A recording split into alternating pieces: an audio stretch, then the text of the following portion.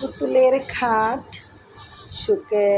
Sofa, পাতিল, পড়ার table, এখানে বেলুন, বিড়ি, ছেনা, চামচ, ঘুটনি, ভাতের মাছ গালার চুলা, এই যে ড্রেসিং টেবিল একটা, তারপরে চেয়ার, বডি, কোলা, মগ, বদনা, কলস, টে, কত কিছু, ঝুড়ি, সমুদ্রে যাওয়ার জিনিসপত্র, মাটি খোঁড়ার, এদিকে আছে ফ্যান, পাখা, পিঠা বানানোর সাজ, পাতিল, থালা, কটি, কলসি, পুতুল বসে আছে, বালতি, আরও জিনিস, আরও পিছনে জিনিস আছে। সবগুলো নিয়ে আমার মেয়ে খেলা করছে।